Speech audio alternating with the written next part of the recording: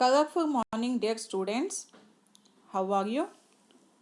Hope you all are fine and enjoying the online class from your home. Welcome back to Mahila Samaja Digital Classes. Subject EVS. Topic Glimpses of Indian History. Class 4th Standard.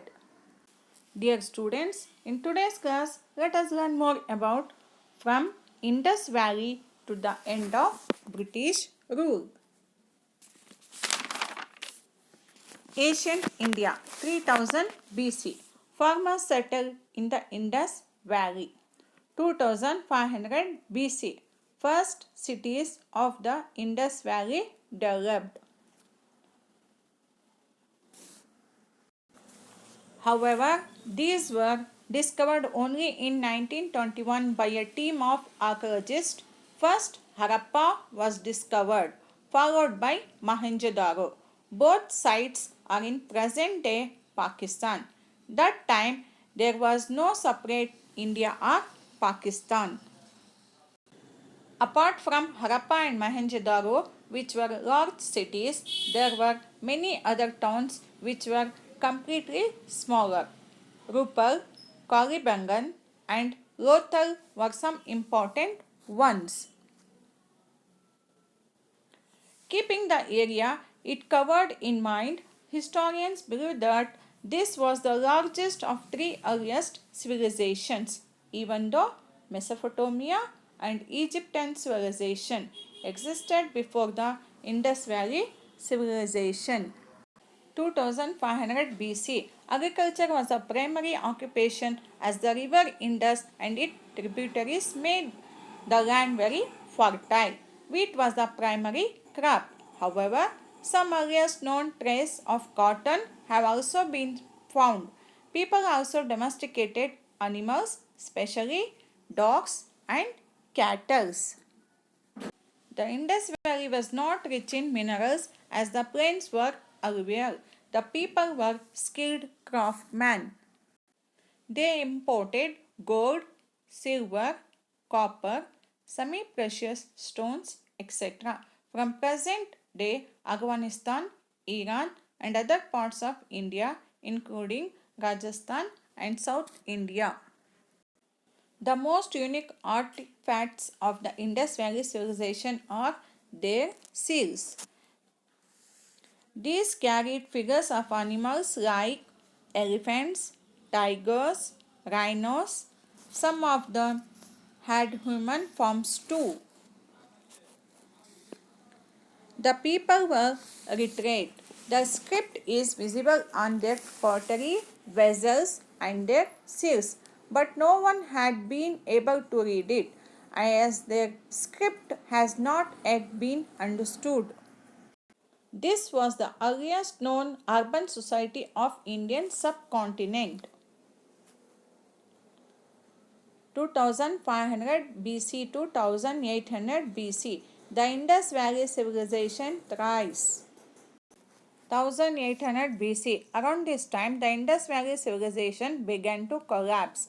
No historian has been able to understand why this happened. But the decline of Indus Valley civilization coincided with the entry of Aryan tribes into India. They came from Central Asia and entered India from the northwest. 1500 BC to 566 BC. The Aryans settled in the Indian part of the Indus Valley. They draw away the people who were already living there. The Aryans refer to them as Dasas, Daswa Dravidans. The Dasas moved to South India. Gradually, the Aryans spread out across northern India and settled down. In Delhi, the Aryans lived in tribes and spoke only Sanskrit. They practiced agriculture and reared cattle and horses. They chiefly worshipped the sun god and fire. Weaving and carpentry were the major occupations. Trading was prevalent and coins called nishika were introduced. The Upanishads and the four Vedas were composed during this time. That is why this period of history is called the Vedic Age. The Vedic period. The great epics Mahabharata and Ramayana were also composed during this time. These revolve a lot about the culture and society of that time. The king was called the king was called Rajan, and those who attended on him were called Dasis. The king was helped by the Prohit or the royal priest, and the Sainani, a commander of the army. The Sabha and Samiti were the administrative units that assisted the Rajan. 566 BC, Prince Siddhartha Gautama was born in Lambani near Kapilavastu, which is now in Nepal. 527 BC, Prince Siddhartha Gautama attained enlightenment and became the Buddha. This was the beginning of Buddhism as a religion. 326 BC. In 326 BC, Alexander the Great defeated King Porus of Punjab in a Farsi battle. When the wounded and defeated Porus was brought before Alexander, he was asked how he should now be treated. Porus replied, as one king should treat another king. Alexander not only returned his kingdom but also gifted him large areas beyond his territory. Who was Porus? Porus was the king of Purvas. His kingdom spanned the area which is now modern day Punjab. Alexander's army was tired by now. He decided to return to Greece. He died on his way in 323 BC. There were many small kingdoms called Janapadas in North India. The rulers of Magadha conquered them one by one, and gradually Magad became the most powerful kingdom in North India. 321 BC to 185 BC. Around 321 BC, Chandragupta Maurya became the ruler of Magad. He established the Mauryan Empire with the support of Kautalya. Kautalya or Chanukya, as he is popularly known, was his most clever, loyal, and trusted advisor. Kautalya wrote Arthashastra, a book that taught kings how to rule intelligently. Pataliputra was the capital city of Mauryan Emperor. The Mauryan Empire stretched from Bengal in the east to Afghanistan in the northwest and from Kashmir in the north to Deccan Plateau in the south. It was the largest empire in India. 321 BC to 185 BC. After his death, his son Bindusara continued his contest and extended the empire. Then Bindusara's son Ashoka took over. He was Chandragupta Maurya's grandson. King Ashoka is regarded to be the greatest ruler of ancient India. He fought and won many battles, making his empire bigger. When he waged a war against Kalinga and saw the bloodshed and suffering, he gave up fighting altogether. He adopted Buddhism and ahimsa, non-violence, as a way of life. He traveled in his empire, urging his people to be tolerant of others and to respect all life. His messengers spread the teachings of Buddha in South Asia. King Ashoka made new laws and had them inscribed on stone pillars, which he set up all over his empire. Some of them are still standing today. One of them is in Saranath near Banaras. The four curved stone lions atop this pillar become the India's national emblem. King Ashoka was the last major emperor of the Mughal dynasty. Once again, listen children, King Ashoka was the last major emperor of Mughal Mauryan dynasty. After Ashoka's death, the Mauryan empire grew weaker and it began to swept up. 320 AD to 535 AD. A newly dynasty called the Gupta dynasty ruled India in the 4th and 5th century. The Gupta Empire stretched across northern and central India and some parts of the South India. The Gupta dynasty brought stability to India after nearly 500 years of smaller kingdoms and dispute that had befallen India once the Mauryan Empire collapsed. Under the Gupta rule, India made tremendous progress in all fields including arts, architecture, science, mathematics, religion, philosophy, astronomy, and grammar. There was over prosperity and growth in almost all spheres. Historians refer to this age as the golden age of Indian history. They started a proper currency system through minted gold coins. Trade flourished and India became a rich country. Samudragupta embossed on a gold coin. His coins mostly show him on a war horse. 320 AD to 535 AD, Samudragupta and Chandragupta II were the most popular kings of Gupta dynasty. They were kind and generous rulers and skilled administrators. They followed religious tolerance. Both of them followed Kautilya's Arthashastra closely.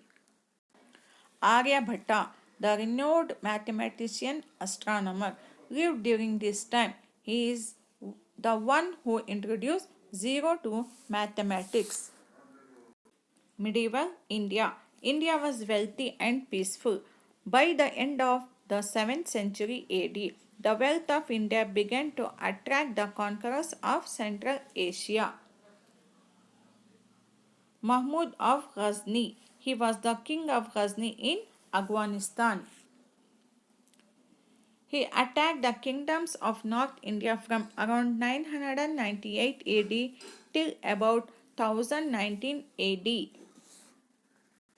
It is believed that he raided India 17 times, mostly Punjab and the northern plains. Some historians believe that he even attacked and looted the Somnath temple in Gujarat. He was not very interested in establishing control over the Indian kingdoms, he just wanted to loot their wealth.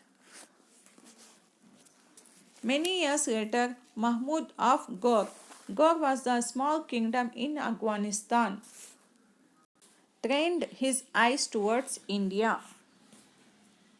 In 1192, he defeated Prithviraj Chauhan's army and established a kingdom in India. This was the beginning of the Delhi Sultanate. 1206, Qutbuddin Aibak became the first Sultan of Delhi. He had worked as a slave for Muhammad of Ghor, but because of his talent, he rose to become the military commander. After his master Ghor's death, he declared himself as the Sultan of Delhi. He was the first Sultan. He built Qutub Minar. Qutub Minar, one of the oldest Sultan building in India. 1211 to 1236 AD. After Aibak's death, Al-Tamash, a former slave of Aibak who later became his son-in-law, made Delhi as the permanent capital of Sultanate. He fought the Rajput chiefs and expanded the empire. He established a proper system of administration with rules and laws. 1238 to 1240 AD. After his death, his daughter Razia Sultan took over. She was the only woman to rule over the Delhi Sultan. She was very brave and efficient. She called herself Sultan, not Sultana, which was the usual name given to women of her rank. 1266 AD, Bourbon became the Sultan and he provided political stability. He was a stronger ruler. 1290 to 1320 AD, under the Khilji dynasty, the Delhi Sultan became an imperial power. 1325 to AD to 1351 AD, Ituk Muhammad bin Tughlaq established the Tughlaq dynasty. 1398 to 99 AD, Turk Timur attacked and looted Delhi itself. 1400 to 14 to 1526 AD, the Sayyidina dynasty and the Lodi dynasty ruled from Delhi. 1526 AD, in the First Battle of Panipat, the Mughal ruler Babur destroyed the Delhi Sultan and established the Mughal Emperor in India. 1540 AD, 15 years later, an Afghan ruler, Sheikh Shah Suri, re-established the Sultanate in Delhi and founded the Sur dynasty. 1555 AD, Babur's son and successor Humayun defeated Sheikh Shah Suri and the Mughals were back in power in Delhi. 1556 AD, Humayun died a year later and his son Akbar took over the realm. He is regarded as one of the greatest rulers of India. The Delhi Sultanate had finally merged in the Mughal Empire. 1600 AD. Around this time, the East India Company was established in India with its headquarters in London, England. 1605 AD. Akbar's son Jahangir takes over the empire's reign after his father's death. 1627 AD. Shivaji establishes the Maratha kingdom. 1628 AD, Jahangir's son Shah Jahan takes the realm after his father's death. Shah Jahan was a patron of the arts and the Taj Mahal was built during his reign. Once again, listen children, Shah Jahan constructed or built Taj Mahal during his period. 1658 AD, Shah Jahan's son Aurangzeb seized power from his father. He was the last important ruler of Mughal dynasty. 1707 Aurangzeb died. The Mughal emperor started to decline after Aurangzeb's death. 1707 AD, Bahadur Shah Zafar was the last Mughal emperor. After Bahadur Shah Zafar, the Rajputs, the Marathas, the Sikhs, and the state of Mysore had become very powerful by this time. The modern period. The Mughal period saw the entry of the European trading companies into India.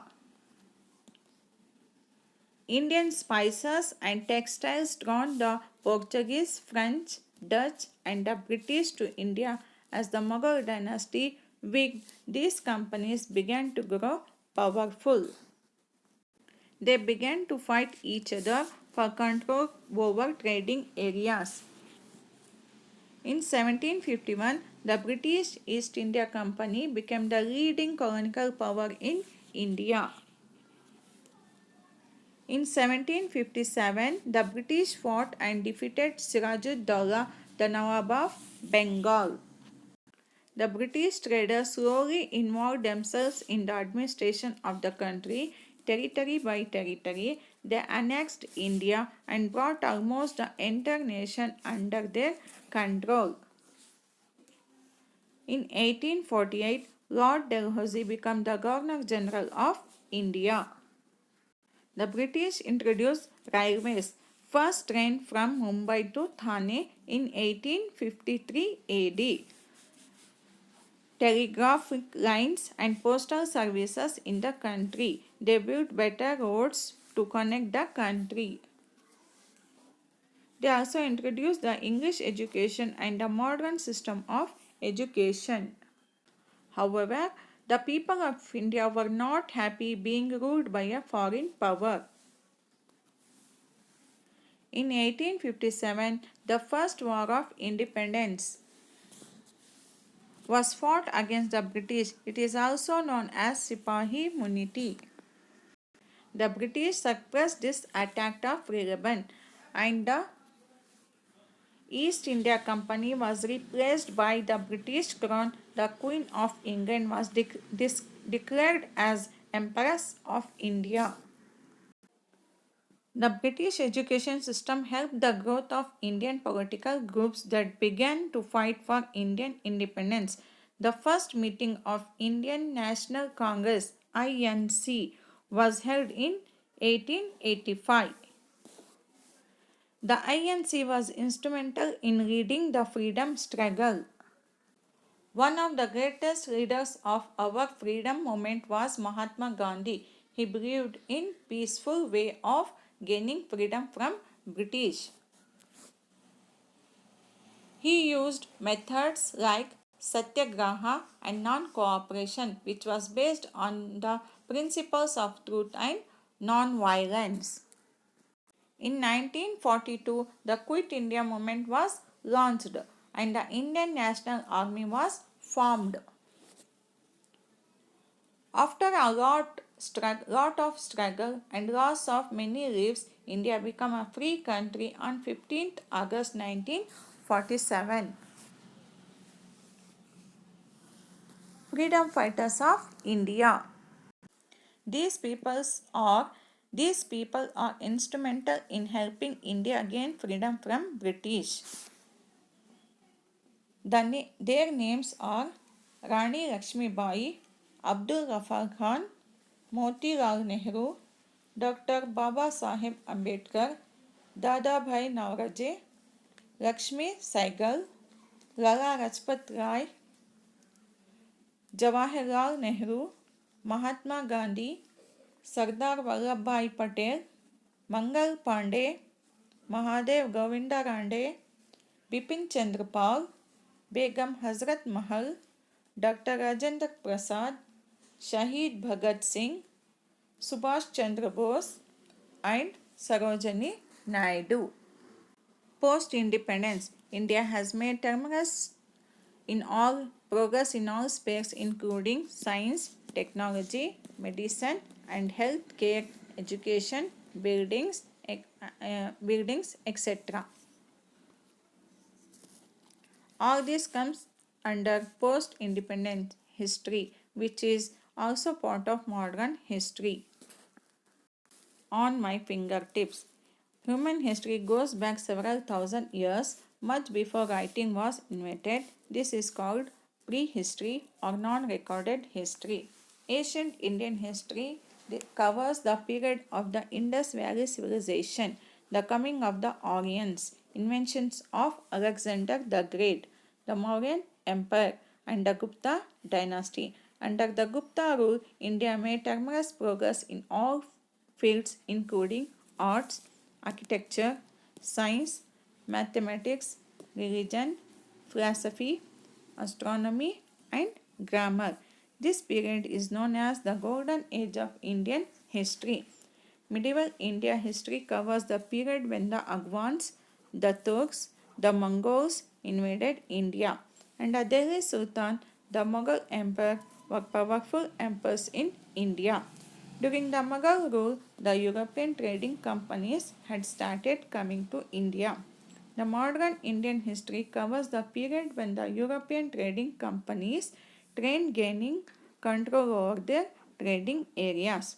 the British East India Company became the leading colonial power, the uprising against the British rule, and finally India's independence. All the events post India's independence come under post independence history. Thank you everyone for watching.